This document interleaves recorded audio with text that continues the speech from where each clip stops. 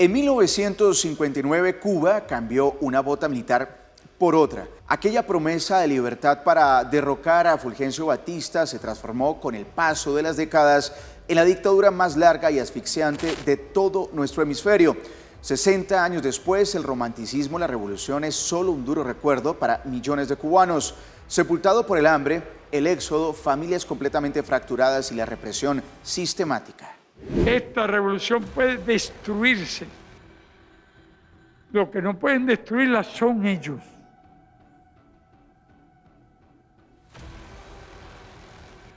Nosotros sí.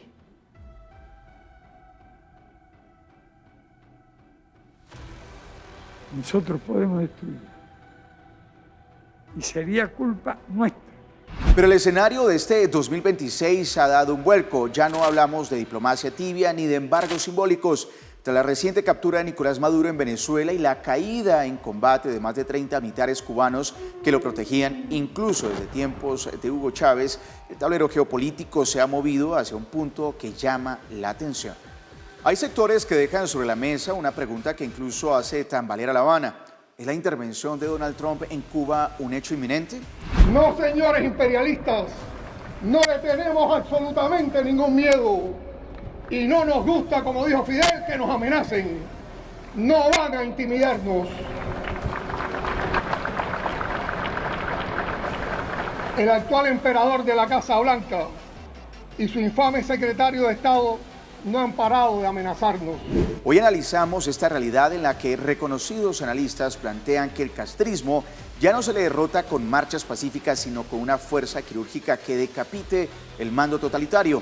¿Estamos ante el fin de la dinastía de los Castro o frente a una herida abierta que nadie sabe cómo cerrar?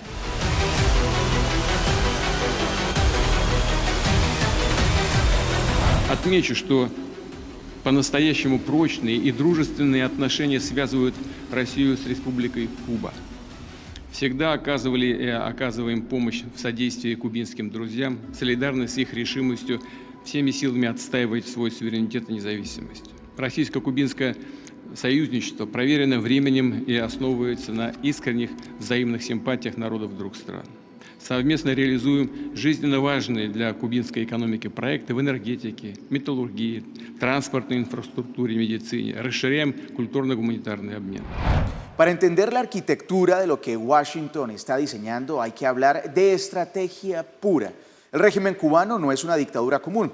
Es un sistema totalitario que ha blindado sus grietas durante más de 6 décadas y que ha intentado mantenerse bajo el auspicio del chavismo. A nosotros nos acusan de que somos una amenaza para Estados Unidos. Imagínate tú. Ellos son la amenaza. A mi comandante en jefe, Hugo Chávez. Así que en Hugo Chávez tenemos un continuador de la obra de Bolívar, de Sucre. Tenemos un continuador. Sé conocer a los hombres. Apóyenlo. Pero esa continuidad de la que hablaba Fidel y ese legado que hoy Díaz-Canel intenta sostener con la retórica de patria o muerte parece haber chocado contra un muro de realidad geopolítica. Tras la caída del chavismo, el respirador artificial de la isla se ha desconectado. ¿Se puede desmantelar una estructura de 6 décadas solo con presión internacional? Para entender si estamos ante el jaque mate final, tenemos hoy a un hombre que conoce las entrañas del poder y de la estrategia en el exilio. Julio Schilling, politólogo, director de Patria de Martí y una de las voces más incisivas en el análisis político actual. Julio, bienvenido. Encantado de estar con ustedes y agradecido por la invitación. Entremos en materia. Tras la captura de Maduro y la muerte de más de 30 militares cubanos en el operativo, podemos decir que la inmunidad del castrismo en el extranjero ha terminado. Es decir, ¿es este el fin de la era de los intocables en la región? Decididamente. Me parece una manera excelente de describirlo. El paradigma ha cambiado. Los Estados Unidos ha adoptado una política de revertir el socialismo continental y entendiendo que ya el socialismo en América Latina está íntimamente ligado, ha hecho una fusión con el narcotráfico y esa campaña ha comenzado ya de una manera manifiesta. Venezuela es su primer punto de partida que sirve de base por varias razones. Primero, la inteligencia, o sea, la logística de manejar Venezuela, que es en efecto una colonia de Cuba comunista, ha demostrado, como tú bien señalas, que el castrocomunismo percibido por muchos como inmutable, impenetrable, ha demostrado incapacitado para proteger a uno de sus títeres. Pero no solo eso, eh, el sistema de defensas antiaéreas chino, que supuestamente es una potencia tecnológica, quedó relegado a lo absurdo. La potencia rusa, que tiene también en Venezuela un sistema antiaéreo, demostró también ser de papel. Los drones coreanos, más bien, ni siquiera de papalotes sirvieron, porque fue una burla total. Lo que nosotros vimos, si lo hubiéramos visto tal vez en el cine, podríamos decir, de aquí Hollywood exageró un poco, porque esto no se puede hacer. Y sin embargo, no fue Hollywood, fue una realidad que ocurrió. Entonces, ha demostrado ser, y esto podemos decir que en sí comenzó, o sea, uno de los primeros ensayos de prueba para la efectividad de la inteligencia castrista fue el rescate de los rehenes venezolanos que estaban en la embajada argentina. Eso ocurrió, o sea, los rehenes más codiciados de el chavo socialismo se los sacaron delante de sus propias narices. Y eso le dio de enormes espacios. Podemos añadir que sin lugar a duda, mucho tiene que ver con la tecnología estadounidense, sin duda, pero no puede tampoco escapar el radar de las personas de que la inteligencia castrista fue penetrada, la inteligencia venezolana, perdón, las Fuerzas Armadas venezolanas fueron penetrados porque la precisión de dónde localizar a Maduro fue clave. Esto establece un precedente y un modelo para seguir avanzando, pero Venezuela, por ser uno de los un mecanismo de abastecer el socialismo continental, no solo de Cuba. Recordemos en la época de Hugo Chávez, a través de los años, cómo el petróleo venezolano, a expensas del pueblo de Venezuela, pues sirvió de tesoro para costear las aventuras socialistas del continente. Usted publicó una interesante columna que mostramos a continuación titulada «Los cubanos acogerían con agrado una intervención militar estadounidense», en la que menciona que la fuerza es el único mecanismo probado contra estos regímenes. ¿Ha recibido Donald Trump ese cheque en blanco de la historia para desmantelar lo que algunos denominan el socialismo del siglo XXI por la vía militar? Primero, te agradezco la referencia del artículo y mira, te diría que la historia y el principio de la solidaridad democrático se lo ha relegado. Regímenes totalitarios no se caen de ninguna otra manera. Un régimen autoritario es muy diferente y sí responde a otras alternativas más benignas como el comercio, un acercamiento para llevarlo eventualmente hacia la democracia. Y la razón es muy sencilla, porque en regímenes autoritarios no son democráticos, pero la sociedad civil nunca queda desmontada. En cambio, los regímenes totalitarios, todas las esferas, lo político, no solo lo político, lo social, lo económico, está en manos del Estado dictatorial. Entonces, cuando uno ofrece una campaña de comercio, de acercamiento de ese tipo, termina fortaleciendo el régimen, que es el caso, por ejemplo, de China comunista, o sea, de Vietnam, que están más fortalecidos que nunca, porque esa campaña no funciona. De modo de que, como único, y si miramos la historia, los Estados Unidos tomó dos políticas. Con China fue uno de acercamiento y están de pie. Con la Unión Soviética fue de confrontar y eso sí causó su desplome. Entonces, la receta es la correcta para el mal que es un régimen totalitario que goza de una ideología que, más allá de que esas cosas son dinámicas, sigue estando en juego. Y puedo añadir un segundito también, que la razón por la cual se han mantenido tanto Cuba comunista como el socialismo del siglo XXI es por la ayuda de potencias extranjeras como China, como Rusia, como Irán, que por medio de una serie de operaciones, incluyendo el narcotráfico, han podido perdurar. Así que nunca están aislados solos, sino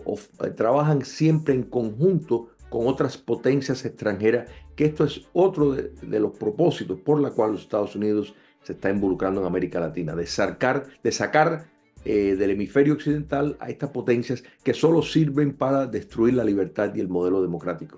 Si una operación de precisión en La Habana costara incluso la vida de militares cubanos, como ocurrió en Venezuela, ¿cree usted que el pueblo cubano realmente abrazará a los soldados estadounidenses como libertadores o se despertará un sentimiento nacionalista difícil de controlar?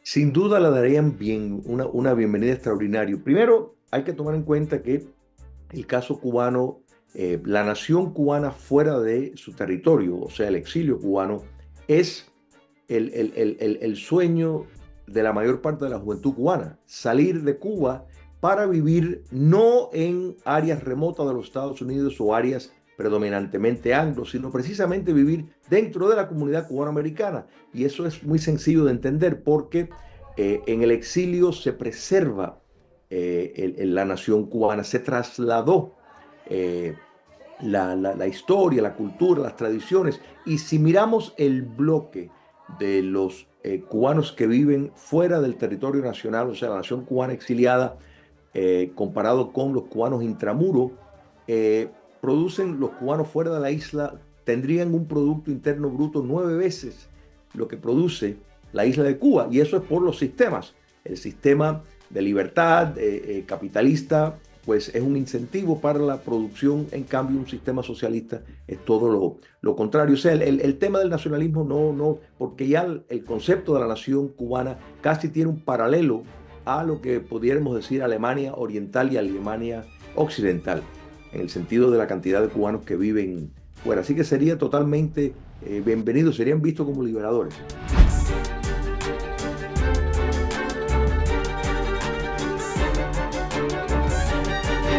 Mientras los mapas militares se trazan en la Casa Blanca, en las calles de Cuba el asedio ya es una realidad física. La isla ha entrado en una cuenta regresiva energética. Si se mantiene esta situación, si realmente Estados Unidos ocupa, ahí irremediablemente nos va a afectar, y mucho.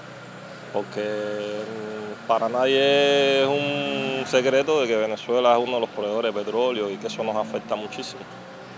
Sobre todo en la situación energética que tenemos ahora, eso viene, es irremediable si se mantiene la situación en Venezuela así como la plantea Trump. Y a la hora de venir aquí, por ejemplo, al cupé a hacer una cola, nosotros hemos hecho cola aquí de 24, 48, 72 horas.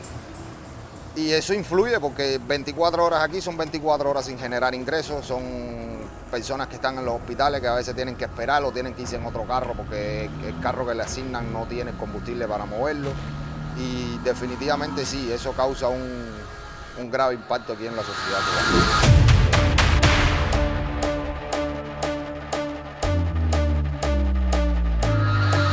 Retomamos la conversación con Julio Schilling. Ahora le planteo que hablemos sobre el colapso del sistema. Cuba está sin petróleo venezolano y con un aparato coercitivo agotado. ¿Estamos ante las últimas semanas del régimen de Díaz-Canel o el castrismo todavía tiene una bomba de tiempo bajo la manga que Washington no ha detectado? Podríamos recordar incluso cuando la antigua Unión Soviética apoyó a Cuba durante la crisis de los misiles de 1962. Por ejemplo, Rusia ¿entraría en este escenario?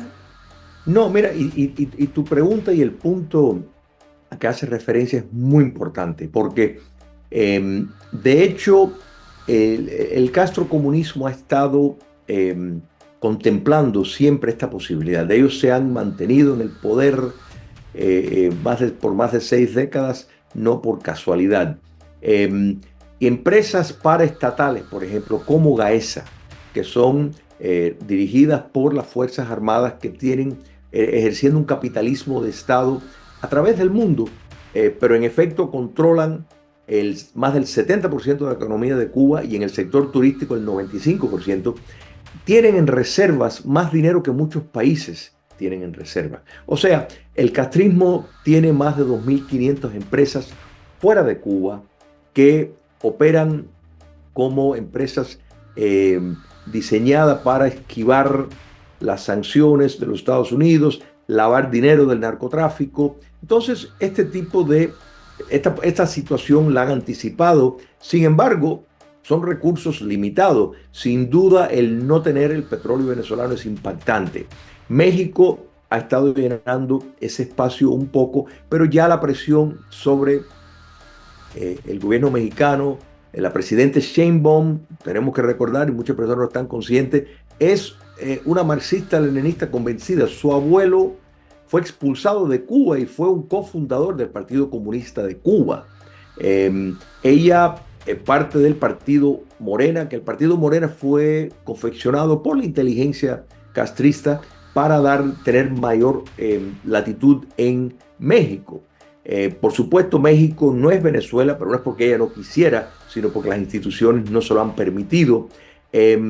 Ya hay presiones y el presidente Trump ha hecho alusión a bases de producción de drogas que ya los Estados Unidos posee el terreno legal para bombardearlo porque son organizaciones terroristas. Esa categorización es similar a si fueran grupos islámicos, por ejemplo, y podrían hacerlo sin ni siquiera notificárselo al gobierno mexicano. Entonces, esta advertencia es una indicación y México está dando indicios de que va a disminuir ese tipo de envío. Rusia no le es posible suplementar. De hecho, barcos rusos han sido interceptados en alta mar, tratando de esquivar el bloqueo que los Estados Unidos tienen, y esto sí es un bloqueo. El bloqueo que tiene en efecto sobre Venezuela de petróleo para de nuevo buscar cómo burlar la salida de petróleo que van a países en busca de que el régimen chavista pueda tener acceso a algún tipo de dinero. Están siendo interceptadas. Entonces los rusos no van a hacer absolutamente nada más cuando quedó tan probado la inferioridad. Si no lo han podido ganar a Ucrania, un país mucho más chiquito, que muchos pensaron que en un par de semanas, el propio dictador Putin lo pensó, que en un par de semanas tomarían Ucrania, y todo lo contrario. O sea, ha resistido y sigue resistiendo, y no solo ha sido por la ayuda militar de los Estados Unidos y de la OTAN, también Ucrania ha desarrollado una industria de drones sumamente sofisticado, mucho más eficientes que todo lo que tienen los rusos. Quiere decir que la capacidad militar de Rusia no está al par del occidente, y el chino tampoco. Y esto ha quedado demostrado con el éxito que se pudo llevar a cabo esta operación. Entonces, sin lugar a duda, esto es parte de la programación que los Estados Unidos tienen en cuanto a Cuba.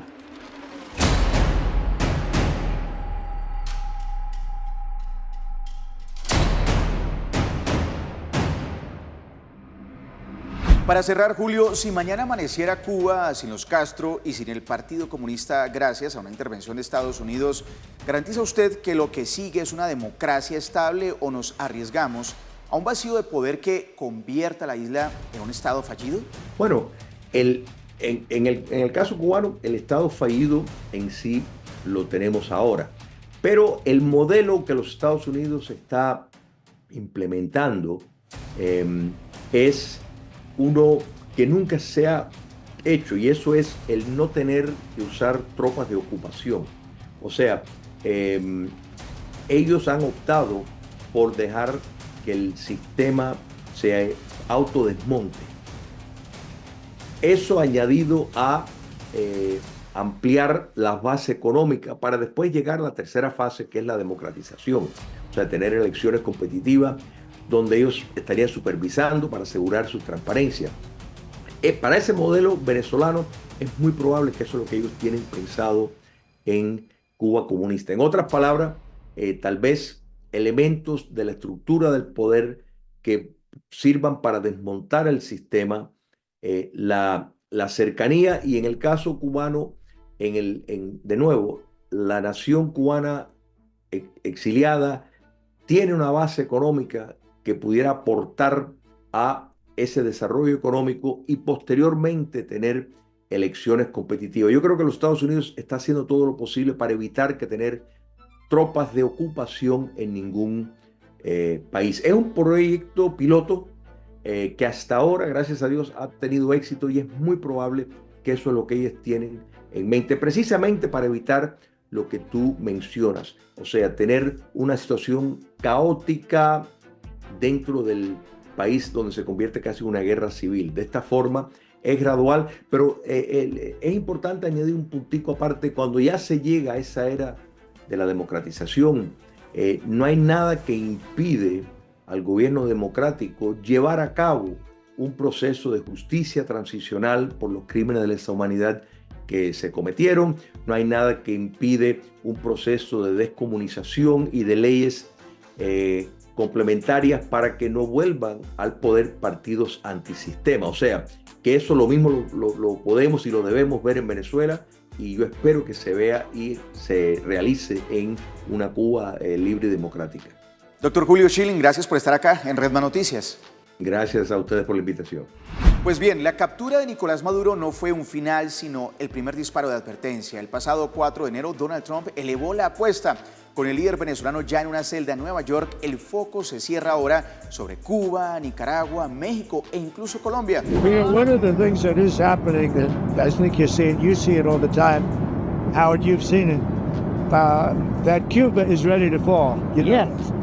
Cuba looks like it's ready to fall. I don't know if they're going to hold out. But Cuba now has no income. They got all of their income from Venezuela, from the Venezuelan oil. They're not getting any of it. And Cuba literally is ready to fall. And you have a lot of great Cuban Americans that are going to be very happy about this. Cuba, asfixiada por el colapso económico y el fin del oxígeno petrolero venezolano. Tras la muerte de más de 30 militares cubanos en Venezuela, el mensaje de Trump es letal. La conexión estratégica se rompió y La Habana es el próximo objetivo. ¿Estamos ante el desplome final del castrismo? Deje su opinión en los comentarios y suscríbase acá al canal de Redman Noticias en YouTube para seguir el pulso de esta historia. Gracias por estar ahí.